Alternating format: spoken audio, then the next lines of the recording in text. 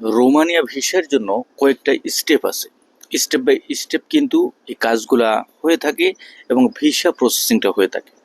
তার জন্য কি করা লাগে এবং সর্বপ্রথম অবস্থায় আমরা ফাইলটা সাবমিশন করি। তার পরবর্তীতে ফিজিক্যাল সাবমিশনটা হয়, অনলাইন সাবমিশনটা হয়, এক পর্যায়ে পারমিটটা বের হয়, সম্পূর্ণ সব কিছু শেষ হওয়ার পরে আপনি ভিসা অ্যাপ্লিকেশন সাবমিশন করে ভিসা নিতে হয়। তো অনেকেরই ডেটগুলো কিন্তু পরিবর্তন হয়ে যায়। অনেকে বলেন যে ভাই আমার ডেট ছিল এত তারিখে, তবে ডেটটা এখনো পরিবর্তন হয়েছে, এবং আসলে কেন পরিবর্তন হয়েছে, কি কারণে পরিবর্তন হয়েছে সে বিষয়ে কিছু তথ্য তুলে ধরার জন্য।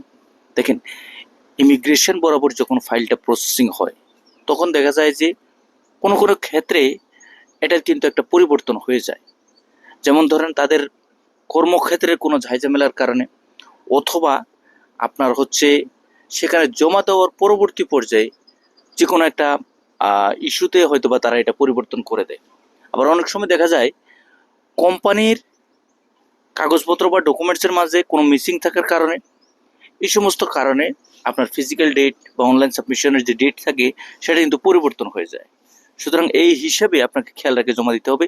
সাথে সাথে অনেক সময় বলে রাখি, বাংলাদেশের যে সমস্ত এজেন্সিরা আছে তারা কি করে, তারা অনেক সময় দেখে বাড়তি অনেক কথা বলে। সুতরাং এই কথার ভিত্তি আছে কি নাই সেটা কিন্তু আমরা কেউই সঠিক জানি না।